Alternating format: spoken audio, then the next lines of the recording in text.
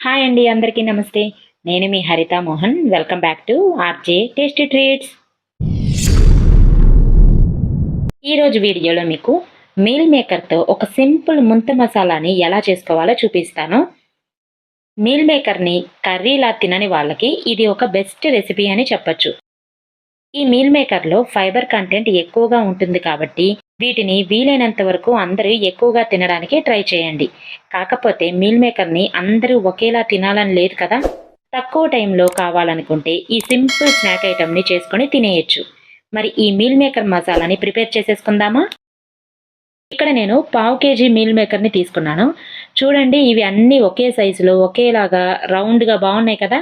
ఇక్కడ నేను మీడియం సైజువి తీసుకున్నాను. మీరు ఏ సైజు వాటితో అయినా చేసుకోవచ్చు. వీటిని ముందుగా ఇలా ఒక మిక్సింగ్ బౌల్లోకి తీసుకొని వేరే బౌల్లో ఇలా వాటర్ని బాగా మరిగించాలి. ఇప్పుడు ఈ వేడి వేడి నీళ్ళని ఈ మీల్ మేకర్లో వేసుకుందాం. ఇవన్నీ ఈ వాటర్లో మునిగేలాగా ఒకసారి బాగా కలిపి కరెక్ట్గా 2 నిమిషాలు మూత పెట్టి పక్కన పెట్టండి. 2 మినిట్స్ తర్వాత ఈ వేడి నీళ్లు తీసేసి కూల్ వాటర్ కానీ లేదా నార్మల్ వాటర్ కానీ వేసి ఒకసారి ఇలా కడిగి ఈ వాటర్ని కూడా తీసేయండి.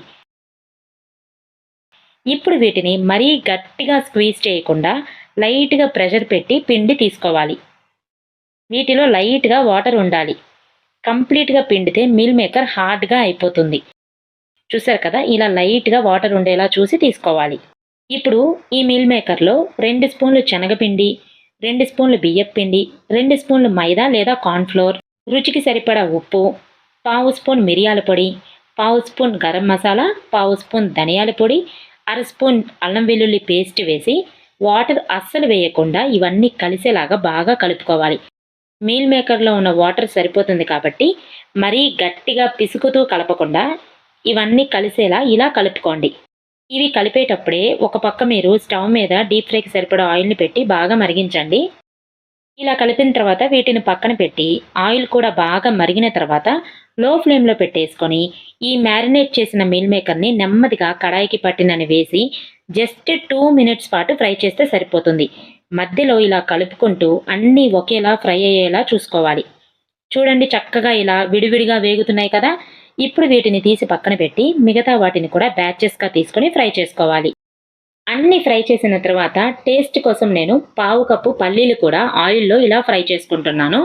వీటిని కూడా పక్కన పెట్టుకొని ఫ్రై చేసిన మీల్ మేకర్ అన్నిటినీ మళ్ళీ ఒక మిక్సింగ్ బౌల్లోకి తీసుకుందాం.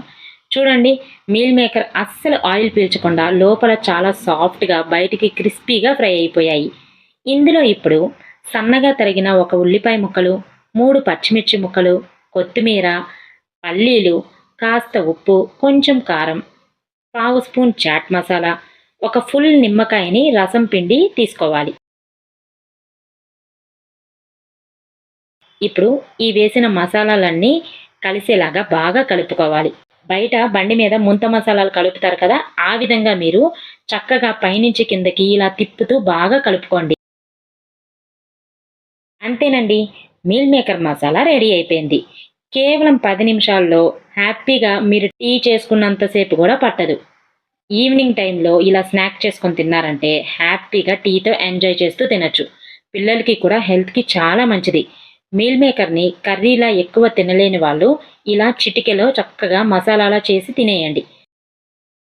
మెత్తగా మీల్ మేకర్, క్రంచీగా పల్లీలు, పుల్ల పుల్లగా కారం కారంగా ఉల్లిపాయ పచ్చిమిర్చి ముక్కలతో ఈ మసాలా రుచి మామూలుగా ఉండదు.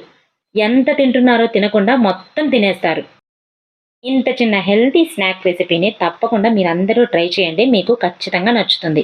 అలానే ట్రై చేసిన వాళ్ళు మర్చిపోకుండా మీ ఫీడ్బ్యాక్ని వీడియో కింద కామెంట్ చేసేయండి. మరి ఈ రెసిపీ మీకు నచ్చితే వీడియోని లైక్ చేసి షేర్ చేసి ఇంకా నా ఛానల్ని సబ్స్క్రైబ్ చేయని వాళ్ళు ఇప్పుడే మర్చిపోకుండా సబ్స్క్రైబ్ చేయండి. మరో ఇంట్రెస్టింగ్ రెసిపీతో మళ్ళీ కలుద్దాం. Thanks for watching.